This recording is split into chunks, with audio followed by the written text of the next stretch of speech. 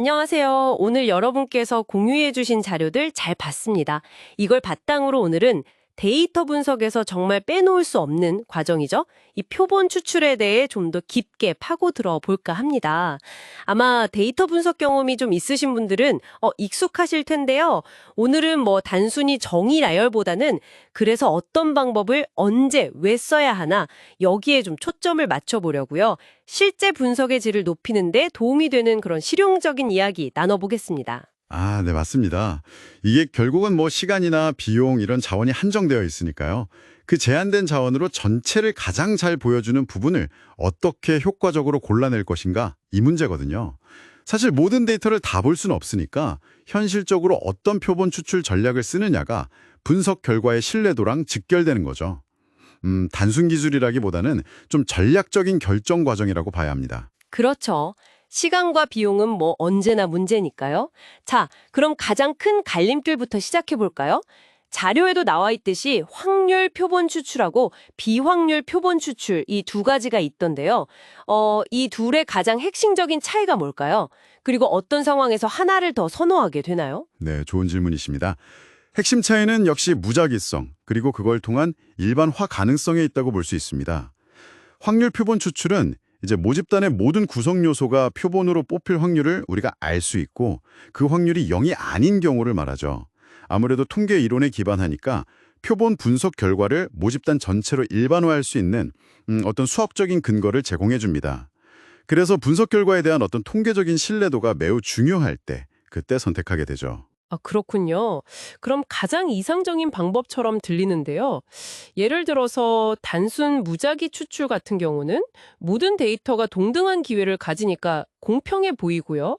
근데 현실적으로 완벽한 모집단 목록, 그러니까 표본 프레임이죠. 이걸 확보해서 거기서 진짜 무작위로 뽑는다는 게 항상 쉬울까요? 실무에선 좀 어려움이 많을 것 같은데요. 정확히 보셨습니다. 그게 바로 확률 표본 추출을 실제 적용할 때 부딪히는 현실적인 문제 중 하나죠. 그래서 층화 추출 같은 방법들이 나온 겁니다. 이건 모집단을 뭐 예를 들어 연령대나 아니면 사용자 등급 같은 중요한 하위 그룹, 이걸 층이라고 하는데요. 이걸로 먼저 나누고 그 각 그룹 안에서 필요한 만큼 무작위 추출을 하는 방식이죠. 아, 네네. 그러니까 예를 들어 남녀 비율을 맞춰서 뽑는다거나 뭐 그런 거군요. 맞습니다.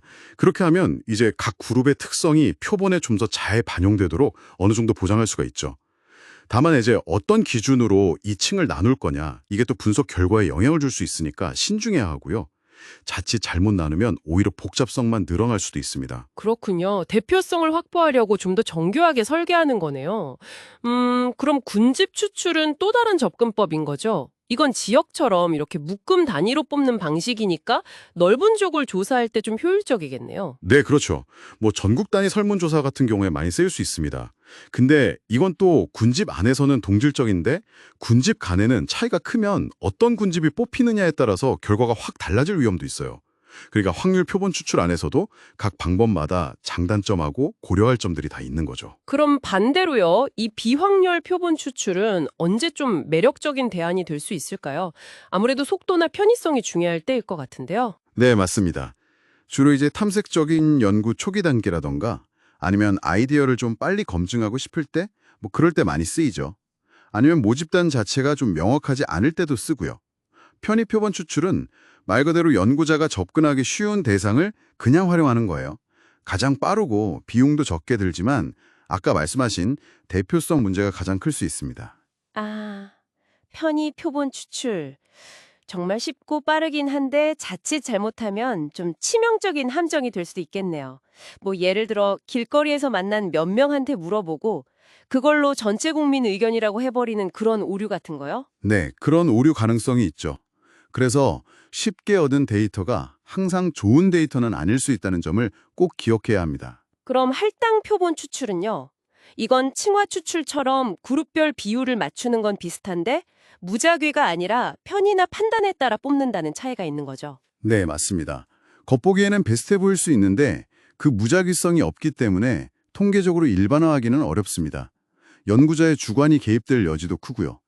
그래서 비확률 표본 추출 방법을 썼을 때는 결과를 해석할 때 이 결과가 전체를 대표한다고 단정하기는 어렵다. 이 한계를 명확히 인지하고 이야기하는 것이 굉장히 중요합니다. 네. 자료에 나온 복원과 비복원 개념도 잠깐 짚어주시죠. 뭐 뽑았던 걸 다시 넣느냐 마느냐 이거 같은데 실제 설문조사 같은 데서는 대부분 한 번 뽑은 사람은 다시 안 뽑는 그 비복원 추출을 쓰겠네요. 아, 네, 그렇습니다. 보통 같은 사람을 2번, 3번 조사하는 경우는 거의 없으니까요. 이론적으로는 복원 추출이 통계 계산을 좀 단순하게 만드는 면이 있지만 실제 조사에서는 비복원 추출이 훨씬 일반적입니다. 자, 그럼 이 모든 방법들을 종합해서요. 실제 분석 프로젝트를 진행한다고 가정하면요. 핵심 절차는 대략 모집단 정의하고 표본 프레임 확보하고 추출 방법이랑 크게 결정하고 마지막으로 실제 추출하는 순서일 텐데요. 여기서 역시 가장 중요한 결정 중 하나는 어떤 추출 방법을 선택할 것인가. 이게 되겠네요. 바로 그 지점입니다. 네. 이게 뭐 통계조사든 마케팅 분석이든 아니면 요즘 많이 하는 머신러닝 모델 학습 데이터 구축이든 어떤 분야든 마찬가지예요. 분석의 목적이 뭐냐, 그리고 사용할 수 있는 자원, 뭐 시간이나 비용이 얼마나 되냐, 그리고 우리가 어느 정도의 오류 수준까지 감수할 수 있느냐, 이런 것들을 종합적으로 고려해서 최적의 방법을 선택하는 과정이 핵심입니다. 정답이 딱 하나 있는 게 아니라 상황에 따라 달라지는 거죠. 듣고 보니 표본 추출이라는 게 단순히 그냥 데이터 양을 줄이는 기술적인 문제를 넘어서는군요. 제한된 정보 안에서 어떻게든 진실에 가장 가깝게 다가가려는 그런 과학적인 노력 과정 같아요. 효율성과 신뢰도 사이에서 계속 줄타기를 하는 것 같기도 하고요. 아, 맞습니다. 특히 요즘 같은 빅데이터 시대에는요, 데이터 양이 워낙 방대하다 보니까 오히려 그 속에서 의미 있는 정보를 효율적으로 얻어내는 게 더 중요해졌거든요. 그래서 데이터의 질이나 대표성 이런 게 더 중요해지면서 더 정교한 샘플링 전략이 요구되고 있습니다. 최근에는 자동으로 샘플링을 하거나 상황에 맞게 샘플링 방식을 조절하는 적응적 샘플링 같은 새로운 기법들도 계속 연구되고 발전하고 있고요. 그러니까 데이터 분석의 가장 첫 단추부터 현명한 선택이 필요하다, 이렇게 말씀드릴 수 있겠습니다. 네, 오늘 정말 중요한 포인트들을 잘 짚어주셨습니다. 자, 그럼 청취자 여러분께 질문을 하나 드리면서 마무리할까 합니다. 오늘 저희가 나눈 이야기들을 바탕으로 지금 여러분이 분석하고 계시거나 앞으로 다루실 데이터를 한번 떠올려 보세요. 만약 지금 여러분의 상황이라면 분석 목적을 가장 잘 달성하기 위해 확률 표본 추출과 비확률 표본 추출 중에서 어떤 접근법을 택하시겠습니까? 그리고 그 선택을 정당화하는 가장 중요한 이유는 무엇일까요? 한번 이 질문에 답해보시는 과정 자체가 여러분의 분석 역량을 키우는 좋은 훈련이 될 거라고 생각합니다. 다음 심층 분석에서 또 유익한 정보로 찾아뵙겠습니다. 감사합니다. 네, 감사합니다.